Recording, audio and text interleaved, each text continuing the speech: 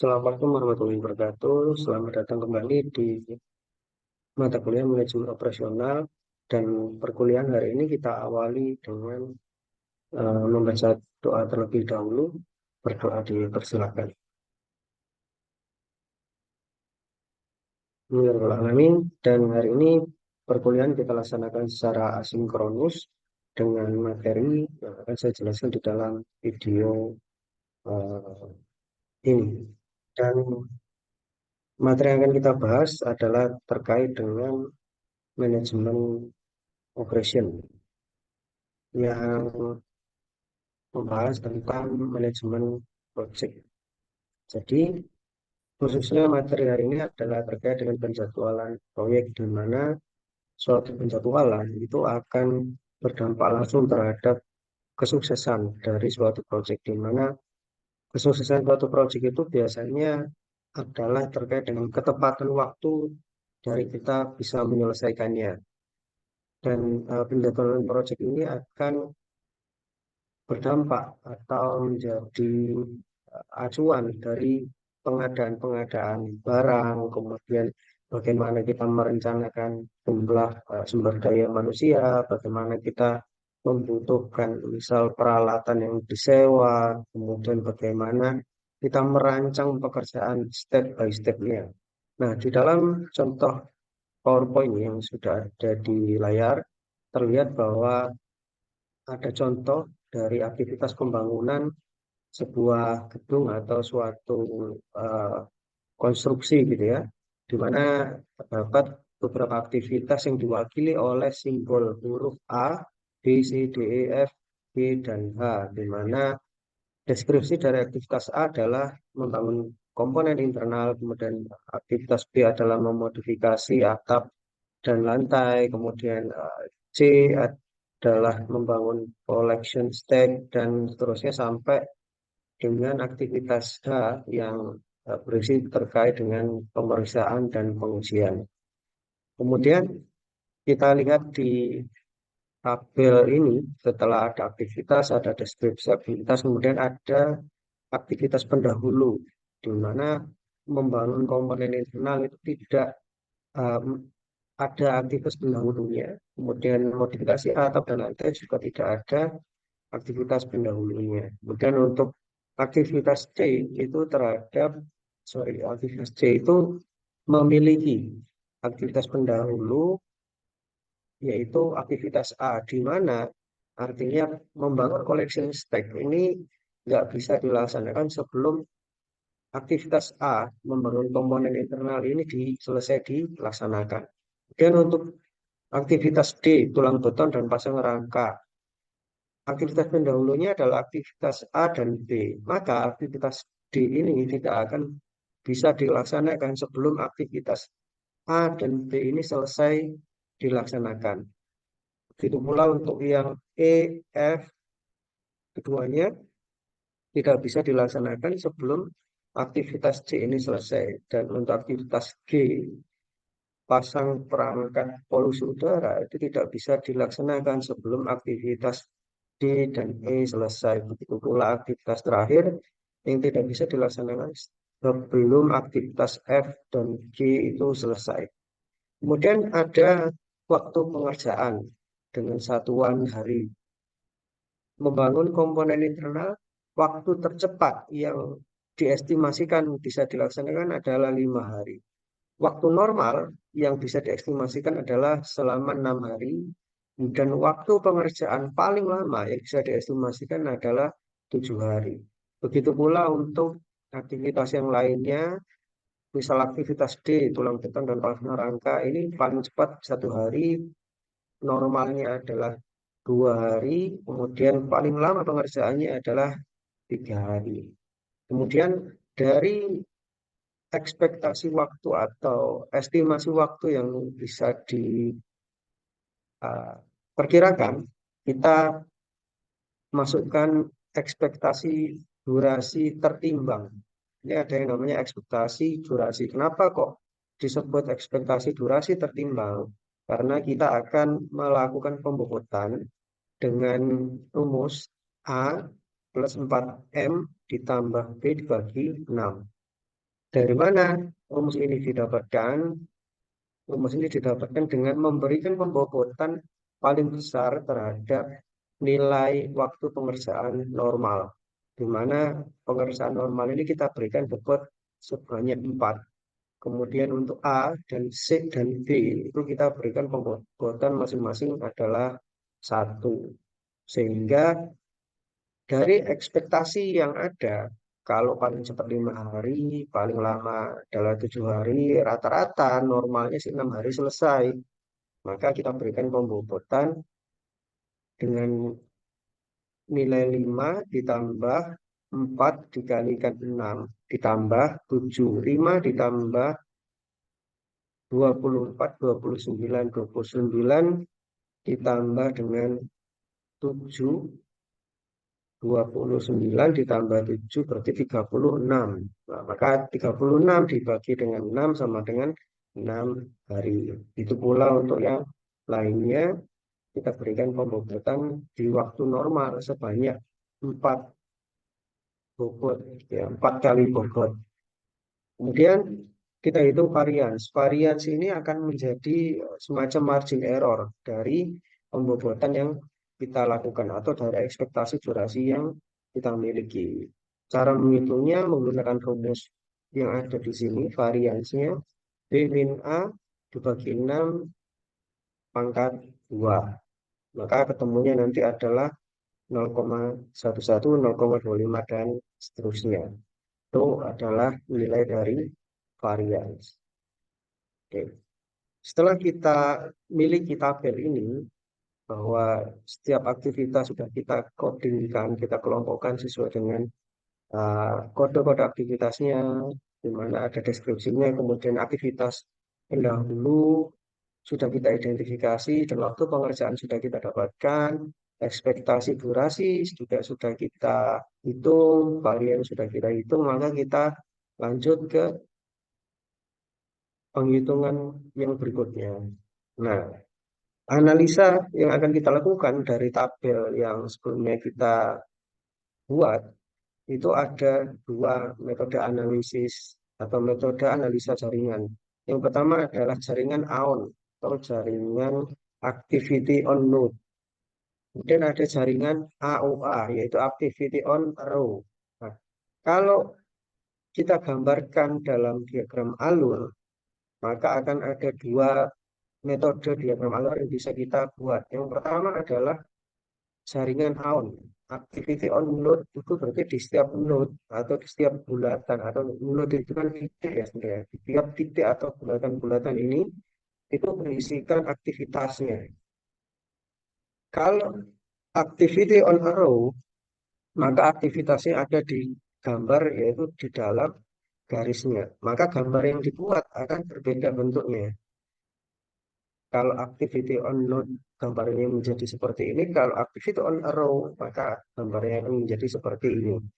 Dan di dalam penghitungan analisa yang akan kita laksanakan, kita akan menggunakan analisa jaringan activity on node yang lebih mudah untuk dikerjakan. Baik. Nah, ini adalah gambaran diagram alur yang menggunakan metode activity on node, dan setiap bulatan ini nanti kita akan membagi ke dalam beberapa uh, bagian, gitu ya. Yang pertama kita gambarkan dulu bahwa aktivitas A dan B terlebih dahulu. Maka ini kita gunakan start. Start adalah waktunya 0. Yang kemudian aktivitas A itu dan B berada di awal sebanyak 6 hari, dan 3 hari waktu ekspektasi durasinya. Expected duration-nya adalah 6 dan 2. Nah, expected duration yang kita gunakan ini sudah kita bulatkan ya untuk mempermudah perhitungan. Jadi eh, koma-komanya akan kita bulatkan. Oke, sehingga F ini menjadi 5. Yang di awal itu F itu adalah 4,83. Yang kita bulatkan menjadi 5, dan yang lainnya juga sama. Kalau di atas 5 kita naikkan, kalau di bawah 5 Nah, kita turunkan. Oke. Maka diketahui aktivitas A itu 6 hari, aktivitas B itu 3 hari. Kemudian aktivitas C syaratnya adalah selesai setelah A selesai. Maka setelah A adalah aktivitas C. Kemudian aktivitas D setelah A dan B.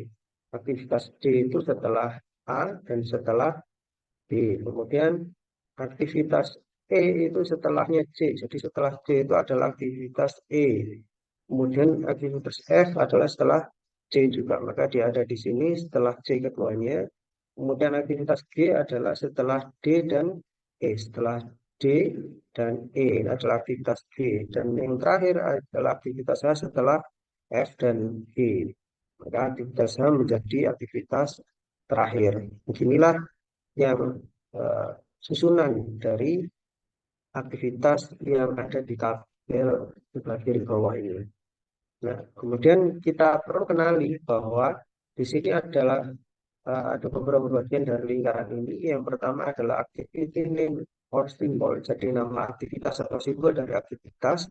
Kemudian yang ini adalah activity duration, durasinya berapa dari expected duration yang sudah kita hitung. Kemudian yang sebelah kiri atas adalah earliest start. Kemudian yang sebelah kanan adalah earliest finish. Jadi waktu tercepat untuk dimulai dari suatu aktivitas A atau suatu aktivitas B ataupun yang lainnya itu adalah paling cepat dilaksanakan di hari keberapa. Kemudian earliest finish itu paling cepat selesai di hari keberapa. Yang di bawah juga sama, berarti waktu paling lambat untuk dimulai, dan yang paling kanan adalah bawah ini adalah waktu paling lambat untuk selesai atau waktu paling lama untuk selesai. Kemudian kita masukkan data-data tersebut. Nah, untuk A ini 0 hari sudah bisa dimulai. Earlier start di hari ke-0 sudah bisa dimulai A dan B karena tidak ada aktivitas pendahulunya. Kemudian earliest finish, jadi kapan paling lambat selesai untuk aktivitas A, paling lambat selesai adalah 6 hari. 0 ditambah 6 hari sama dengan 6 di sini. 0 ditambah 3 hari, paling cepat selesai adalah 3 hari.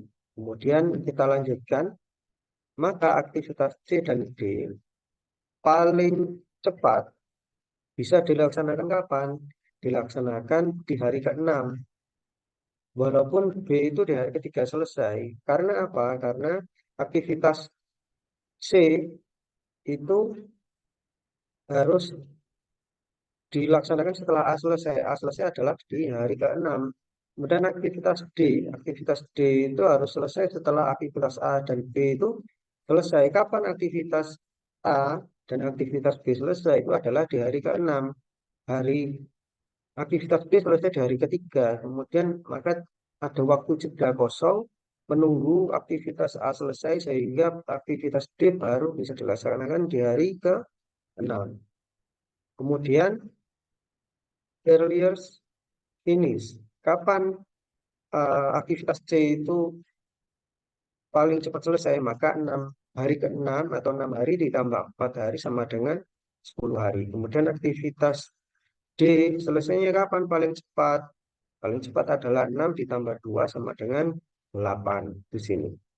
Kemudian aktivitas yang berikutnya, aktivitas E dan F.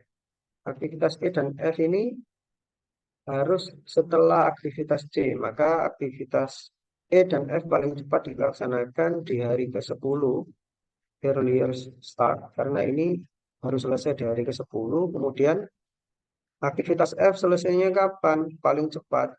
Paling cepat selesainya adalah 10 ditambah 5 sama dengan 15. Kemudian yang aktivitas E selesainya paling cepat kapan? 10 ditambah 2 sama dengan 12.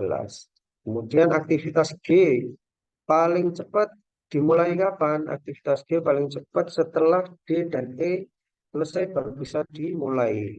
D selesai di hari ke-8, E selesai di hari ke 12. Maka menunggu D sudah selesai, menunggu E selesai, baru bisa dilaksanakan. Maka paling cepat dilaksanakan di hari ke-12 untuk aktivitas G, dan kemudian paling cepat selesai aktivitas G di hari keberapa? 12 ditambah 4 sama dengan 16. Kemudian aktivitas H itu harus dilaksanakan setelah F dan G selesai. Maka paling cepat dilaksanakan di mana? Di hari ke-16. Yang F sudah selesai, menunggu 1 hari, dia begitu G selesai, maka H sudah bisa dilaksanakan di hari ke-16. Kemudian kapan paling cepat selesai? Maka 16 ditambah 1 sama dengan 17. Jadi total dari pengerjaan proyek ini dengan expected duration itu adalah di 17 hari. Ini adalah metode, ini adalah untuk mengisi yang bagian atas gitu ya. Kita mengisi yang paling cepat dimulai dan paling cepat selesai. Kemudian kita akan lanjutkan dengan reverse, atau kita mulai menghitung dari paling belakang dengan mencari latest finish dengan latest start. Maka yang kita lakukan adalah memasukkan mulai dari H dulu. H itu paling eh, terakhir atau paling lambat selesai kapan? Paling lambat selesai di hari ke-17. Nah ya memang totalnya 17 hari. Kemudian paling cepat selesai, paling eh, lama dimulai. Jadi kalau yang ini kan paling cepat dimulai. Kalau ini paling lama dimulai kapan? Paling lama dimulai hari ke-16. Kemudian yang berikutnya paling lama F itu selesai kapan? F paling lama selesai di hari ke-16. G juga sama, paling lama selesai di hari ke-16. Bagaimana? Ya ini dimasukkan di sini. 16 ini yang bawah. Kemudian F paling lambat bisa dimulai kapan?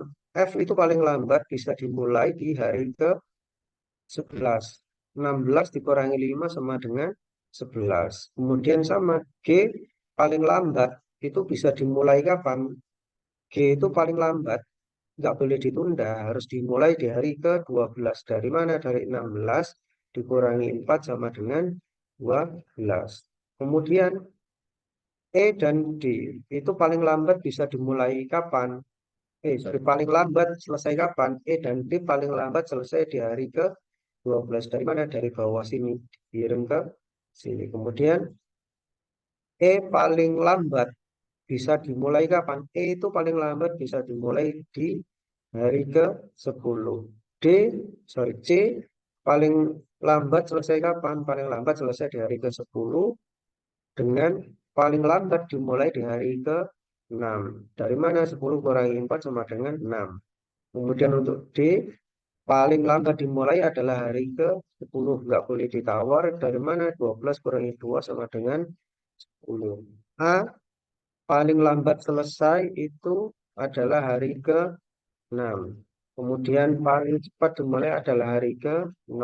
Dan untuk B, paling lambat selesai hari ke berapa? Paling lambat itu selesai hari ke-10. Dari sini dipindahkan. Kemudian paling lambat dimulai adalah hari ke-7. Mungkin yang reverse ini maksudnya gimana, Pak? Kita lanjutkan ke yang berikutnya. Nah, kita akan dapatkan penjelasannya. Oke, tapi kemudian sebelum kita membahas lebih lanjut bagaimana apa sih yang penghitungan yang reverse tadi, kita akan mencari terlebih dahulu yang namanya slack time. Kemudian dari slack time ini kita akan mendapatkan yang namanya critical path. Jadi slack time itu adalah waktu jeda. Kayak tadi kan misalkan dari A dan B menuju ke D misalkan. Jadi D ini bisa dimulai setelah A dan B selesai. Nah, waktu pengerjaan dari aktivitas B ini cuma 3 hari, sedangkan aktivitas A ini kan 6 hari. Nah, maka aktivitas D itu baru bisa dimulai setelah A selesai 6 hari, di mana ada waktu jeda antara B ini dikerjakan dengan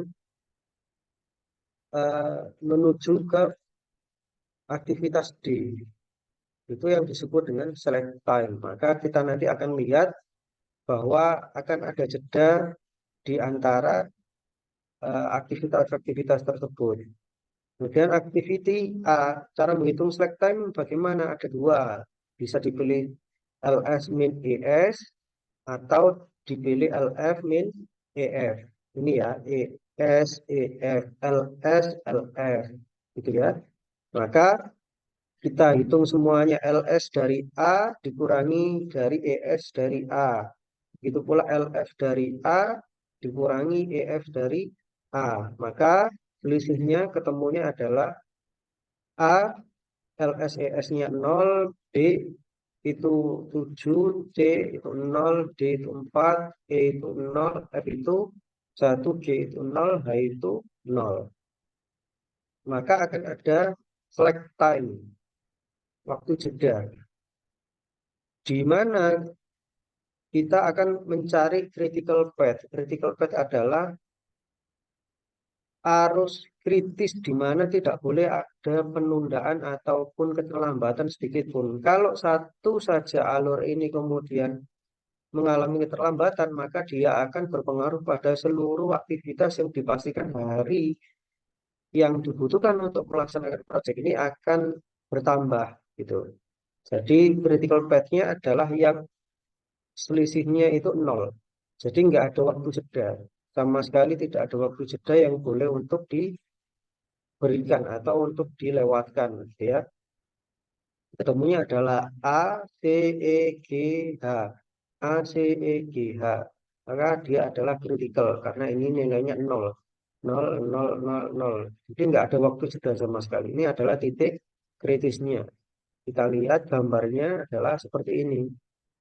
Dari A ke C ke E ke G ke H. Ini tidak ada waktu jeda sama sekali yang bisa digunakan. Jadi nggak boleh terlambat proses yang ada di sini, sama sekali nggak boleh ada keterlambatan.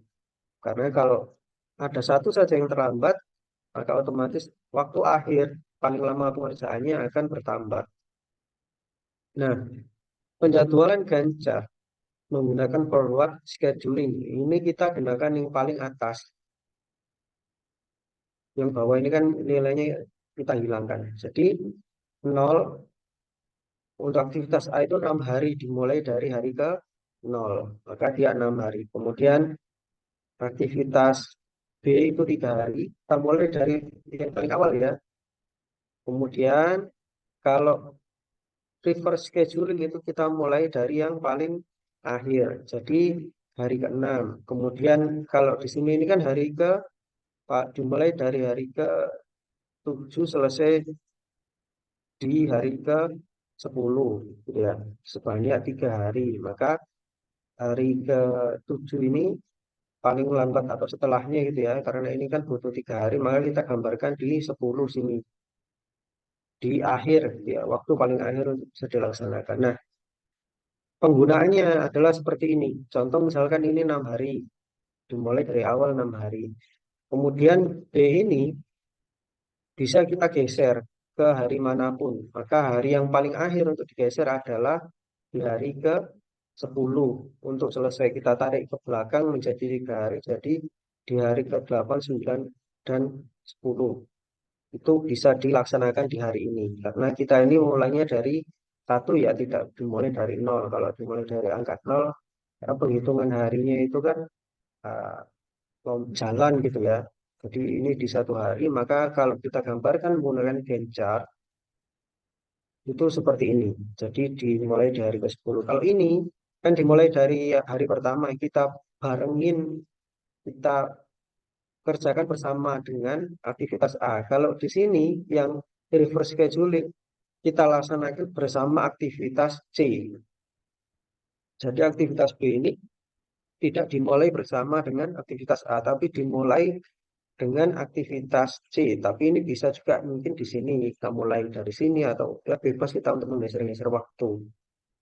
Kemudian aktivitas mana lagi yang bisa digeser yaitu aktivitas D misalkan. Aktivitas D ini kalau ini dikerjakan bersama dengan aktivitas C, kalau di sini ini kita bisa melaksanakan bersama dengan aktivitas E. Aktivitas E terakhir kalau ada di sini. Nah, ini adalah pilihan kita mau pakai forward scheduling atau pakai reverse scheduling. Jadi kalau reverse scheduling itu kita bisa memulainya dengan mundur untuk beberapa pekerjaan. Kalau ini orientasinya adalah dikerjakan di awal semua, kalau ini orientasinya dikerjakan di akhir semua. Atau kita bisa menggeser-geser beberapa waktu yang ada menggunakan Gantt chart, tapi tetap mengacu pada uh, node analisis yang ada sebelumnya.